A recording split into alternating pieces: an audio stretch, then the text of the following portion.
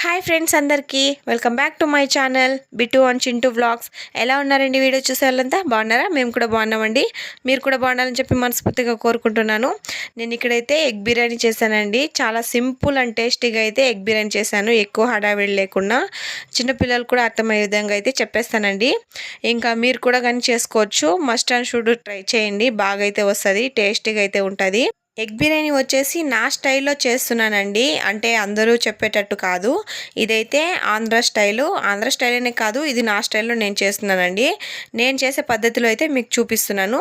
ముందుగా అయితే టమోటాలు చాప్ చేసుకొని పెట్టుకోండి. అంటే మనము ఎక్కువ ఎంత క్వాంటిటీలో తీసుకుంటాం అనేది ఇక్కడ పాయింట్. ఎక్కువగా తీసుకుంటే ఏంటంటే టేస్ట్ బాగుంటుందండి. రైస్ తక్కువైనా కూడా ప్రిపేర్ చేసుకునేది అయితే చాలా ఉండాలి. అంటే ఈ ఆనియన్స్ కానీ ఈ టమోటాలు కానీ చాలాగా ప్రిపేర్ చేసుకోవాలండి. అప్పుడే టేస్ట్ అయితే బాగా వస్తుంది అన్న నా ఫీలింగ్. ఫస్ట్ అయితే నేను టమాటాలు కట్ చేసుకునేసాను. ఆ తర్వాత అయితే ఆనియన్స్ కట్ చేసుకున్నానండి. అన్నీ కొంచెం క్వాంటిటీ అయితే ఎక్కువే తీసుకోవాలి. ఆ తర్వాత అయితే పుదీనా కొత్తిమీర అయితే కట్ చేసుకున్నాను. ఇంకా ఇక్కడైతే పచ్చిమిర్చి అండి కట్ చేసుకుంటున్నాను.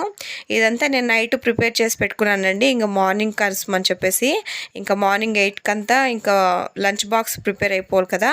ఇంక 8కి అంతా చేసేయాలంటే ఇది కోసుకుంటే అప్పుడు సరిపోదు టైం అని చెప్పేసి అయితే నేనైతే నైట్లోనే ప్రిపేర్ చేసి పెట్టుకునేస్తాను. ఇంక ఇక్కడైతే నేను పచ్చిమిర్చిలన్నీ కోసేసుకుంటున్నానండి. దాంతోపాటు ఇంకా అల్లం తెల్లగడ్డలు అయితే నేను వలిచి పెట్టుకునేసానండి. నీట్గా అయితే క్లీన్ చేసి పెట్టుకునేసాను. ఇంకా మిక్సీకి వేసుకొని వచ్చేయాలని చెప్పేసి అయితే ఇంకా ఇక్కడంతా ప్రిపరేషన్ అయితే అయిపోయిందండి. ఇంక మార్నింగ్ లేసి చేసేసేదే ప్రాసెస్ అయితే ఇంకా మార్నింగ్ అయితే అయిపోయిందండి. నేనైతే ఫస్ట్ అయితే ఎగ్స్ బాయిల్ చేసుకుంటున్నాను. నేనైతే 10 ఎగ్స్ తీసుకున్నానండి. ఎగ్స్ తీసుకొని బాయిల్ చేసుకుంటున్నాను. ఎగ్స్ బాయిల్ అయ్యేలోపు మనమైతే హోల్ గరం మసాలాను అయితే ప్రిపేర్ చేసుకునేద్దామండి. ఫస్ట్ అయితే అనాస పువ్వు, ఇంకా కసూరి మేతి, టేస్టింగ్ సాల్ట్, ఇంకా అలానే చెక్క, ఇంకా అనాస పువ్వు, లవంగం, మిరియాలండి, కొన్ని మిరియాలు అయితే తీసుకున్నాను. ఇంకా సోంపు, ఇంకా అయితే బిర్యానీ ఆకు అయితే నేను ఇక్కడ ప్రిపేర్ చేసి పెట్టుకునేసాను. ఇంకా ఈ నైట్లో ప్రిపేర్ చేసుకున్నాం కదా మనము టమోటా, పచ్చిమిర్చి, పుదీనా, కొత్తిమీర, ఆనియన్స్, ఇంకా అల్లం వెల్లుల్లి పేస్ట్ అయితే రెడీగా అయితే పెట్టుకున్నానండి. అప్పటికప్పుడు చేసేస్తానికైతే ఇంకా బాయిల్ అయిపోయిన ఎగ్స్ అయితే తీసుకొని చన్నీళ్ళలోకి అయితే వేసేసుకున్నాను. 10 ఎగ్స్ అయితే వేసేసుకున్నానండి. ఇక్కడ దీని అయితే పక్కన పెట్టేసుకుందాం ఫస్ట్ అయితే. ఇంకా బాయిల్ అయిన ఎగ్స్ అయితే మనము క్లీన్ చేసుకునేసి అందులోకైతే సాల్ట్, ఇంకా చిల్లీ పౌడర్ వేసి, ఇంకా పసుపు అయితే వేసేసి బాగా మిక్స్ చేసి పెట్టుకునేసానండి. ఫస్ట్లోనే ఘాట్లు అయితే పెట్టుకునేసాను ఎగ్స్కి అయితే. అలా చేస్తేనే బాగా పడుతుంది మసాలా. ఇంకైతే ఇలా కూడా చేసుకోవచ్చు. ఇంకో విధంగా అయితే మనం ఆయిల్లో వేసి కూడా ఫ్రై చేసుకోవచ్చు అండి. ఇంక ఇక్కడైతే ఆనియన్స్ అంతా బాగా ఫ్రై అయిపోయాయి. ఈ గోల్డెన్ కలర్లో అయితే రావాలండి మనకి ఆనియన్స్. ఇక్కడ వచ్చిన తర్వాత అయితే మనం కొన్ని తీసి సపరేట్ చేసి పెట్టుకునేద్దాము. లాస్ట్లో ఎండింగ్లో వేస్తే బాగుంటుందండి టేస్ట్ అయితే. అందుకోసం అని చెప్పి కొన్ని పక్కన తీసి పెట్టుకుంటున్నాను. ఆనియన్స్ ఎప్పుడు బిర్యానీకి అయితే ఇలా ఫ్రై అవ్వాలండి, గోల్డెన్ కలర్లోకి రావాలి, అంతవరకు అయితే ఫ్రై చేసుకోవాలి. అలా చేసినట్టయితే టేస్ట్ అయితే బాగా వస్తుంది. ఇంకైతే నేను పక్కలకైతే తీసి పెట్టేశానండి. ఇంకా అందులోకి అయితే పచ్చిమిర్చి వేసుకున్నాను. ఇంకా పచ్చిమిర్చి వేసిన తర్వాత అయితే బాగా వేయించుకోవాలి. ఆ తర్వాత అయితే అల్లం వెల్లుల్లి పేస్ట్ వేసుకున్నానండి. అల్లం వెల్లుల్లి పేస్ట్ ఏంటంటే బాగా ఆ స్మెల్ పోయేంత వరకు, ఆయిల్ పైకి తేలాలి అంతవరకు అయితే బాగా వేయించుకోవాలి. ఇంకా అలానే బాగా వేయించుకున్న తర్వాత అయితే మనము అందులోకి టమాటాలు అయితే వేసుకోవాలండి. టమాటాలు కూడా సేమ్ బాగా వేయించుకోవాలి. అవి బాగా మగ్గాలండి. మగ్గిన తర్వాత ఆయిల్ పైకి వస్తుంది కదా, అంతవరకు మనమైతే బాగా వేగించుకొని మగ్గించుకోవాలి అయితే. ఇంకా ఇక్కడ చూస్తున్నారు కదా, ఇలా వేయించుకొని బాగా మగ్గిన తర్వాత అయితే మనము ఆ తర్వాత అయితే ఎగ్స్ వేసుకొని వేయించుకోవాలండి. ఈ ఎగ్స్ ఏంటంటే మనం ఎలా పడితే అలా కలబెట్టేయకూడదు. నీట్గా అయితే సపరేట్గా చేసుకోవాలి. లేకపోతే ముక్కలు అయిపోయి ఆ స్మెల్ బాగుండదు. ఇంక ఇలాగైతే వేసుకోవాలి. మనం గుడ్లని ఎలా పడితే అలా కలుపుకుంటే ఏమవుతుందంటే గుడ్లని విరిగిపోతాయండి. ఆ తర్వాత అయితే రెసిపీ అయితే పాడైపోతుంది. అందుకోసం అని చెప్పి మనము కొంచెం నీట్గా అయితే కలిపెట్టుకోవాలి. ఇంకా దాని తర్వాత అయితే మనము రెడ్ చిల్లీ పౌడర్ వేసుకోవాలండి. టేస్ట్కి సరిపడా అయితే వేసుకోవాలి. మేమైతే కొంచెం ఎక్కువ తింటాం, అందుకని 2 సార్లు అయితే వేసాను. దాని తర్వాత అయితే ధనియా పౌడర్ అయితే వేసానండి. ఇంకా అలానే గరం మసాలా, బిర్యానీ మసాలా, ఇంకా పెరుగు, కూడా వేసేసానండి. ఆ క్లిప్ అయితే మిస్ అయింది. ఇంకా బాగా అయితే దీనైతే మనము వేయించుకోవాలండి. బాగా అయితే కలిపెట్టేసేయాలి. ఇంక ఇలా అయితే బాగా వేయించుకోవాలండి. ఇలా వేయించుకున్న తర్వాత అయితే ఆయిల్ పైకి వస్తుంది కదా, అప్పుడైతే పర్ఫెక్ట్గా అయితే వచ్చినట్టు. ఇంకా ఎగ్స్ అన్నీ తీసేయాలండి పక్కకి. ఎందుకంటే మనము రైస్ వేస్తాం కదా, ఆ రైస్ వేసినప్పుడు ఏంటంటే ఎగ్స్ కింద ఉండిపోతాయి. అలా ఉండిపోయినప్పుడు మనము ఎత్తుకునేకి అవ్వదండి, అప్పుడు విరిగిపోయే ఛాన్సెస్ ఉంటాయి. అందుకోసం అని చెప్పి అన్నీ సపరేట్గా అయితే తీసి పెట్టేసేయాలి. ఇందులో లాస్ట్లో అయితే యాడ్ చేసుకోవచ్చు. ఇంకా ఇలా గ్రేవీ అయితే ఇలా ఉందండి. ఇందులోకి మనకు సరిపడా అయితే వాటర్ పోసుకోవాలి. నేను కొలతలు చెప్తానండి. ఒక్క గ్లాస్ రైస్కి అయితే 2 గ్లాసులు వాటర్ అయితే వేసుకోవాలి. ఈ క్వాంటిటీలోనే వేసుకుంటే మనకి రైస్ అనేది పొడిగా అయితే బాగా వస్తుంది. నేను ఇక్కడైతే వాటర్ పోసుకుంటున్నానండి. నేనైతే 2 గ్లాసులు అయితే బియ్యం తీసుకున్నాను. అందుకోసం అని చెప్పి నేను 4 గ్లాసుల వాటర్ అయితే పోసానండి. మీరు కూడా ఇలానే క్వాంటిటీలో అయితే చేసుకోండి. ఇంకా మీకు కొంతమందికి అయితే అందాజు అంటే ఒక రకంగా చూసి అయితే వేసుకుంటారు, అలా కూడా వేసుకోవచ్చు. మనకి ఎలా సెట్ అవుతుంది అనిపిస్తే అలా వేసుకోవచ్చండి. నేనైతే ముందే తీసి పెట్టేశాను ఎగ్స్ అయితే లాస్ట్లో యాడ్ చేసుకోవడానికి అయితే. ఇంకా అందులోకి అయితే సాల్ట్ అయితే వేసుకున్నానండి. నేను అయితే ఇక్కడ రాళ్ళు ఉప్పు యూస్ చేస్తానండి, టేస్ట్కి బాగుంటుందని చెప్పేసి అయితే. ఇంకా అది వేసుకున్న తర్వాత అయితే నేను ఈ వాటర్ని అయితే బాగా కాగనివ్వాలి. ఇంకా ఇందులోకి అయితే నేను లెమన్ అయితే పిండేసుకున్నానండి. లెమన్ పిండిన తర్వాత అయితే లాస్ట్లో పుదీనా కొత్తిమీర కట్ చేసుకున్నాం కదా, దాన్ని అయితే యాడ్ చేసేసాను.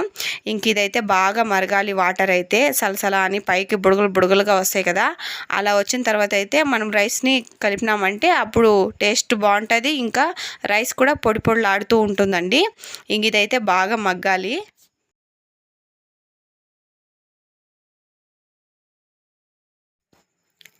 ఇంకా నేను ఇందులోకి అయితే కాస్త ఫుడ్ కలర్ని అయితే యూస్ చేశానండి. కొంచెంగానే యూస్ చేశాను. ఇది ఎక్కువ కూడా యూస్ చేయకూడదు, హెల్త్కి అంత మంచిది కాదు.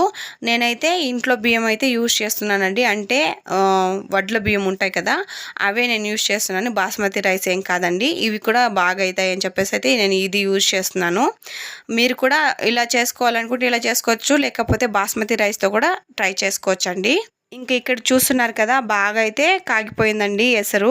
సలసలా ఇలా కాగాలి. ఇలా కాగిన తర్వాత రైస్ వేస్తే ఏంటంటే రైస్ అయితే పొడిలాడుతూ ఉంటుంది. అంతకుముందే వేసినట్టయితే మనము కొంచెం గంజి కట్టినట్టు కానీ అలా ఉంటుంది. అందుకోసం అని చెప్పి ఇలా కాగిన తర్వాత అయితే రైస్ వేసుకోండి. అంటే బాగా ఎక్స్పీరియన్స్ ఉండే వాళ్ళు అయితే ఫస్ట్లోనే వేసేసి 2 యాడ్ చేసుకుంటారండి. కానీ నాకు ఇలా అలవాటు, అందుకోసం అని చెప్పి నేను ఇలానే యూస్ చేస్తున్నాను. నేను ఫస్ట్లోనే చెప్పాను కదా, నా స్టైల్లో బిర్యానీ అండి అని చెప్పేసి, నేనైతే ఇలానే చేస్తానండి. ఇంకా రైస్ అయితే నేను యాడ్ చేసేస్తున్నాను. ఏదైనా వాటర్ మీకు ఏదైనా కొంచెం ఎక్కువ అవుతుంది అనిపించినప్పుడు అయితే ఇప్పుడే వంచేసుకుంటే మనకు సరిపోతుందండి. లేకపోతే కొంచెం ప్రాబ్లం అవుతుంది, అంటే కొంచెం రెసిపీ ఏదైనా పాడయ్యే ఛాన్సెస్ ఉంటాయి. ఇంకా నేనైతే బాగా కలిపెట్టేసానండి. రైస్ వేసేసాను కదా, ఇంకా కలిపెట్టేసి అయితే నేను బాగా కాగనిస్తాను. ఉడికిన తర్వాత అయితే మనం చూసేద్దాము.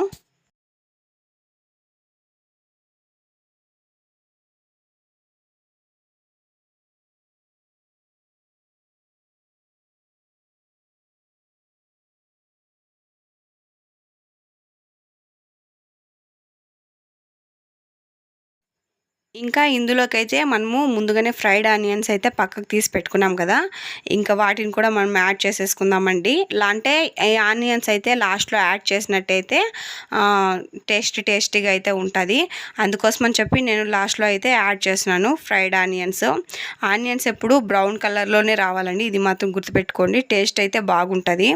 ఇంక ఇక్కడైతే నేను బ్రౌన్ ఆనియన్స్ అయితే నేను యాడ్ చేసేస్తున్నాను. ఇంకా యాడ్ చేసేసిన తర్వాత అయితే బాగా ఉడికిపోయిన తర్వాత అయితే సర్వ్ చేసుకోవచ్చండి. ఇంకా ఫైనల్గా బిర్యానీ అయితే రెడీ అయిపోయిందండి. ఇంకో 5 మినిట్స్లో రెడీ అయిపోతుంది. ఇంకా లాస్ట్లో అయితే నేను కొత్తిమీరతో గార్నిష్ చేసుకుంటున్నానండి. ఇంకాసేపు అయితే మనం సిమ్లో పెట్టుకొని అయితే ఉడికించుకోవాలి. సిమ్లో పెట్టుకున్న తర్వాత అయితే ఆ వాటర్ ఏదైనా ఎక్స్ట్రా ఉంటే అదంతా పీల్చేసుకుంటుంది. ఇంకా మనకైతే బిర్యానీ ఇలా రెడీ అయిపోయిందండి. వేడిగా ఎగ్ బిర్యానీ అయితే మనకి ఇలా రెడీ అయిపోయింది. ఇలానే ఈ సేమ్ ప్రాసెస్లోనే మనం ఎగ్ దమ్ బిర్యానీ కూడా చేసుకోవచ్చు. నేనైతే 10 మెంబర్స్కి అయితే ఈ ఎగ్ బిర్యానీ చేశానండి. మీరు తక్కువ క్వాంటిటీలో అయితే వేసుకుంటే ఒక 2-3 ముగ్గురికి అయితే కొంచెం తక్కువగా క్వాంటిటీ చూసుకొని అయితే వేసుకోవచ్చండి. ఇంక ఇలా అయితే బిర్యానీ అయితే రెడీ అయిపోయిందండి. ఇంకా ప్లేట్లోకి వేసుకొని సర్వ్ చేసుకొని తినేయడమే. ఇంకా ఈ బిర్యానీ అయితే వేడివేడిగా ఉన్నప్పుడే తినేయాలండి. బిర్యానీ ఎప్పుడైనా సరే వేడివేడిగా ఉన్నప్పుడైతే టేస్ట్ బాగుంటుంది. కొంచెం చల్లారిన తర్వాత అయితే కొంచెం టేస్ట్ అయితే డిఫరెంట్ ఉంటుంది. ఇంక ఇక్కడైతే సర్వ్ చేసుకునేసాము. ఇంకా ప్లేట్లోకి అయితే సర్వ్ చేసుకునేసి అయితే తినేసేదే. ఇంకా చూసేశారు కదా నా స్టైల్లో ఎగ్ బిర్యానీ అండి. అలానే ఎగ్ దమ్ బిర్యానీ కావాలంటే కింద కామెంట్ చేసేయండి, అది కూడా చేసి చూపించేస్తాను. ఇంక ఇలా చేసేయండి, మస్ట్ అండ్ షుడ్ ట్రై చేయండి. టేస్ట్ అయితే సూపర్గా అయితే ఉంది, సూపర్గా అయితే వస్తుందండి. మీరు కూడా కానీ ట్రై చేయండి. అలాగే ఈ వీడియో కనుక మీకు నచ్చినట్టయితే లైక్ చేయండి, షేర్ చేయండి. అలాగే మన ఛానల్ని సబ్స్క్రైబ్ చేసుకోవడం మాత్రం మర్చిపోద్దండి. వీడియోని చూస్తున్నారు కానీ సబ్స్క్రైబ్ చేసుకోవడం లేదు. Please support me, subscribe my channel. Bye అందరికీ.